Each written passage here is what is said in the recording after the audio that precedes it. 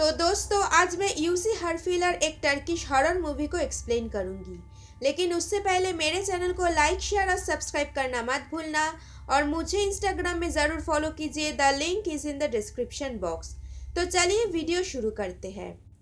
तो वीडियो की शुरुआत में ही हमें मेलिक नाम की एक लड़की दिखाई जाती है जो कि ना एक खंडर जैसी घर के सामने आके खड़ी हो जाती है और फिर उसी घर के अंदर घुस जाती है जहाँ उसे बहुत सी डिस्टर्बिंग सीन दिखाई देती है। और फिर प्रेजेंट डे में हम देखते हैं कि मेलिक पैरालाइज्ड है। फिर हमें मेलिक की एक फ्रेंड बुर्जू दिखाई जाती है जो कि ना अपने हस्बैंड के साथ दूर की एक सिटी में रहती है। फिर हमें एक लड़की दिखाई जाती है जिसका नाम है एदा, जिसको जानवर उसे बहुत प्यार है। फिर एक और लड़की दिखाई जाती है जिसका नाम है आयला, वो अपनी बुटीक में काम करती है। अब आयला बुर्जू को कॉल करके कहती है कि तुम्हारे पिता ने मेलिक के पिता को नौकरी से निकाल दिया है। ये सुनने के बाद बुर्जू अपने पिता को कॉल करके कहती है कि उसने ये क्यों किया। मेलिक उसकी बेस्ट फ्रेंड है और अब वो घर आके उससे इस बारे में बात करते हैं। ये कहकर वो फोन रख देती है। असल में ये चारों स्कूल टाइम से ही दोस्त हैं। अब बुर्जू अपने हस्बैंड से कहती है कि हम लोगों को स्केरी प्लेसेस में जाने का बहुत शौक था और एक दिन हम चारों ने उस जंगल में मिलने का फैसला किया जहाँ पर वो घर था। और ये वही घर है जिसको हमें फिल्म की शुरुआत में दिखाया गया था। और जब हम तीनों वहाँ गए थे तो वहाँ से मेलिक की चिल्लाने की आवाज आ रही थी और वहाँ हम लोगों ने हेवेल विच को देखा था। हमें लगा था कि मेलिक को उसने मार डाला, इसलिए हम तीनों डर से वहाँ से भाग गए थे गांव वालों को बुलाने के लिए। बाद में हमें मेलिक बहुत बुरी हालत में मिले थे। उसके सिर पर बहुत चोट लगी थी और उसके बाल भी कटे हुए थे। बाद में बहुत दिनों तक हॉस्पिटल में बिताने के बाद मेलिक पैरालाइज्ड हो गया। अब दूसरी तरफ हेवेल को कुछ चैंटिंग करते हुए दिखाई जाती है और वो हर रोज मेलिक के रूम के बाहर कुछ चैंटिंग करके बाहर से चली जाती है। उधर बुर्जू अपने कमरे में बैठकर विचेस और विज़ार्ड के बारे में पढ़ रही थी। तभी उसे किसी का आहट सुनाई देती है। उसे लग रहा था कि उसका हस्बैंड आ गया होगा, लेकिन बाहर जाके देखने के बाद उसका हस्बैंड वहाँ नहीं था। फिर वो किचन में पानी पीने के लिए जाती है तो वहाँ उसे हेवेल और मेलिक दिखाई देती है और हेवेल आके उसे बुरी तरह डरा देती है। फिर बुर्जू के हस्बैंड आके उसे संभालती है। उधर मेलिक के घर पे एदा आती है उससे मिलने के लिए। वो मेलिक को देखकर बहुत इमोशनल हो जाती है और कहती है अगर तुम मुझे सुन सकती हो तो अपना उंगली हिलाओ। और मेलिक अपना उंगली हिलाकर जवाब देती है, जिसको देखकर एदा बहुत खुश हो जाती है। इधर आयला जब अपने घर में होती है तो वहाँ मेलिक आके उसे हॉन्ट करती है। फिर एदा मेलिक के घर से वापस आके अपने रूम में बैठकर मेलिक के लिए प्रे करती है। तभी हेवेल और मेलिक आके उसे डरा देती है और हेवेल उसका हाथ पकड़ लेती है, जिससे वो डर कर वहाँ से चली जाती है। अब घर पे मेलिक की माँ एक सपना देखती है जहाँ वो मेलिक को जबरदस्ती कच्चा मीट खिला रही थी। फिर सपना टूट जाने के बाद वो मेलिक को देखती है और खुद को एकदम हेल्पलेस महसूस करती है। अब सीन शिफ्ट होता है उस जंगल के घर की तरफ जहाँ हेवेल को तो बच्चों की आत्मा दिखाई देती है। उधर एदा आयला के पास आती है जहाँ आयला कहती है क्या तुम्हें पता है हेवेल को उस घर के आसपास देखा गया है। सुना है उसके 2 बच्चे थे जो टीबी की बीमारी की वजह से मारे गए थे। उसकी बच से वो कुत्ते और बिल्लियों की बलि दिया करती थी और मेलिक को भी वो बलि देने वाली थी। इसमें एदा कहती है हाँ उसकी माँ ने उसे ये सब बताया है। उसके बाद वो आयला से कहती है कि कल रात उसे मेलिक और हेवेल ने हॉन्ट किया था, जिससे आयला कहती है इस बारे में बात मत करो। उस घटना को घटे हुए 3 साल हो चुके हैं। अब तो मुझे भी डरावनी चीजें दिखाई देती है।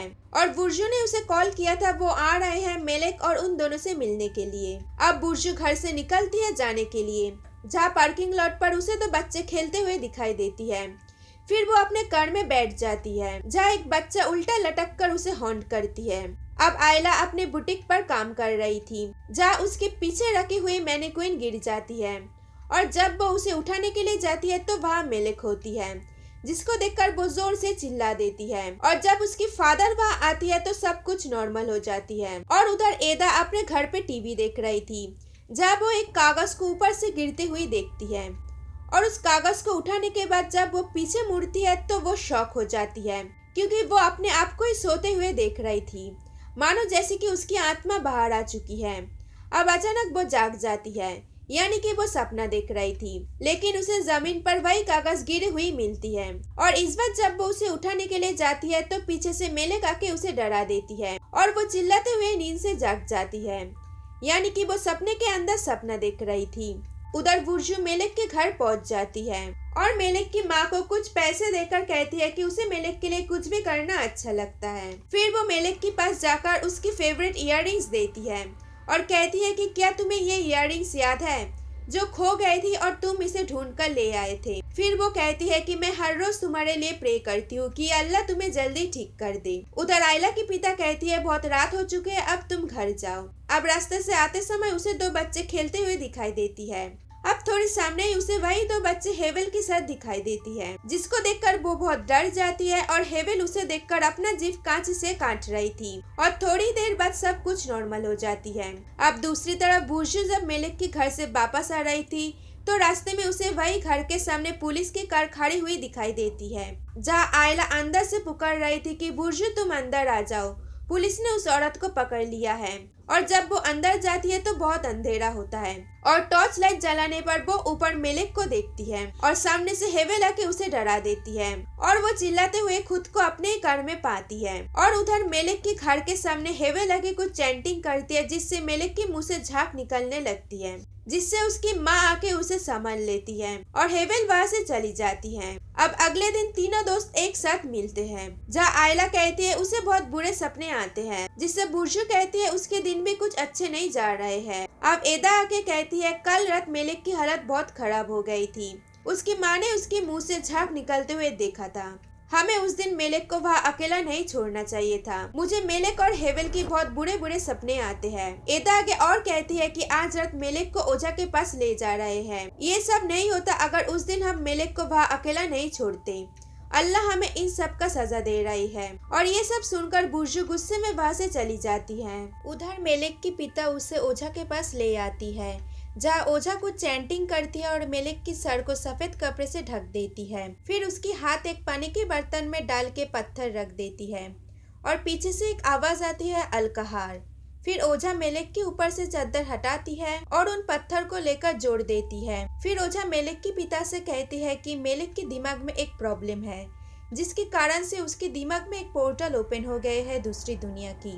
पर ये अल्लाह की एक प्रिय सेवक है, लेकिन आपको सावधान रहना पड़ेगा क्योंकि इसके ऊपर काला जादू किया गया है। ओझा आगे बताती है कि इस लड़की के दिमाग दुश्मनी से भरा हुआ है। ये हर समय श्राप देती है। किसको देती है अब ये तो अल्लाह ही जानता है। अलकहार नाम को इसने 10,000 बार दोहराया है। ये अल्लाह की 99 नाम में से 16वां नाम है। इस नाम को लेकर आप अपने दुश्मन को खत्म कर सकते हैं। ये इतना शक्तिशाली है कि ये अपना टारगेट खुद ब खुद ढूंढ लेता है। आपको बस इंतजार करना पड़ेगा। एक बार ये अपना टारगेट ढूंढ ले, उसके बाद ही इस लड़की को शांति मिलेगी।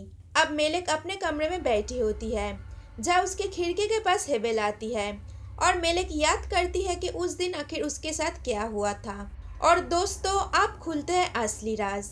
आप स्टोरी जाती है पास्ट में, जिस दिन ये सब कुछ हुआ था। आप लोगों को याद है बुर्जू ने अपने हस्बैंड को एक स्टोरी बताई थी कि उन लोगों को स्केरी प्लेसेस में जाना पसंद था। असल में बुर्जू ने गलत स्टोरी बताई थी। उस दिन बुर्जू ने मेलेक के साथ बहुत गलत बर्ताव किया था। उस दिन बुर्जू ने अपने उस टाइम के बॉयफ्रेंड महमद के फोन पर मेलेक का फोटो देख लिया था, जिससे उसे लग रहा था कि उन दोनों के बीच कुछ चल रहा है। बुर्जू उसे बहुत धमका रही थी, जबकि एदा और आयला उसे पकड़ के रखी थी। आयला उसके बाल काट देती है और एदा उसके मुंह पर मिट्टी लगा देती है। फिर बुर्जू उसे धमका कर कहती है कि वो उसके साथ वही करेगी जो वो डिजर्व करती है। ये कहकर वो उसे धक्का दे देती है और नीचे गिरकर उसके सिर पर एक कील घुस जाती है, जिससे वो तड़पने लगती है। इसमें ये तीनों कहती है कि ये वो नाटक कर रही है।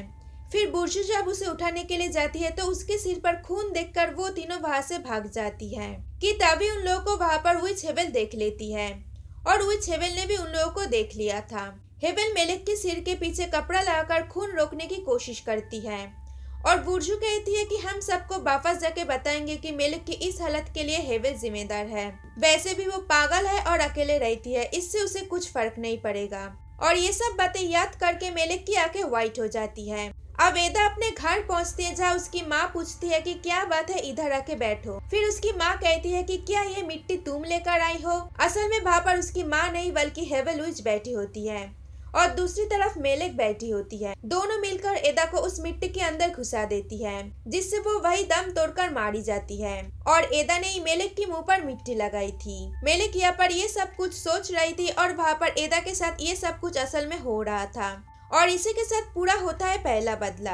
वह आयला अपने घर पे होती है जहाँ उसकी फादर स्टोर रूम के तरफ जाती है। तो आयला उनके पीछे जाकर कहती है कि पापा आप ये क्या कर रही हो। तो आगे से जवाब आती है कि मैं तुम्हारे लिए कॉफिन बना रही हूँ। तभी हेवेल पीछे से उसका गला दबा देती है उसी की बाल से, क्योंकि आयला ने ही मेलेक का बाल काटा था। तभी आयला के सामने मेलेक आती है और हम व्यूअर्स को दिखाई जाती है कि आयला खुद ही अपनी बालों से अपना गला दबा रही है और फिर उसकी वहीं पर मौत हो जाती है।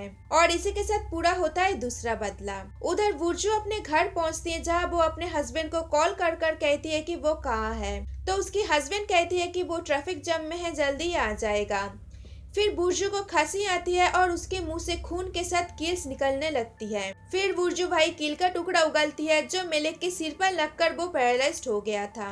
अब हेवेल आके वो कील का टुकड़ा अरेंज करती है और हम व्यूअर्स को दिखाई जाती है कि बुर्जू ये सब खुद ही कर रही है। फिर पीछे से मेलेक आके उसका सिर पकड़कर उस कील के टुकड़े के अंदर पटक देती है, जिससे वहीं पर बुर्जू की तरफ तरफ के मौत हो जाती है। और इसी के साथ तीसरा बदला भी पूरा होता है और उन तीनों का ही मौत हो जाती है। अब कुछ सालों बाद मेलेक ठीक हो जाती है और वो अपने कमरे की उसी खिड़की के सामने बैठी होती है जहाँ वो बैठा करती थी। लास्ट सीन में हमें दिखाई जाती है हेवेल उसी घर के सामने आती है जहाँ वो दो बच्चों को देखकर रो रही थी।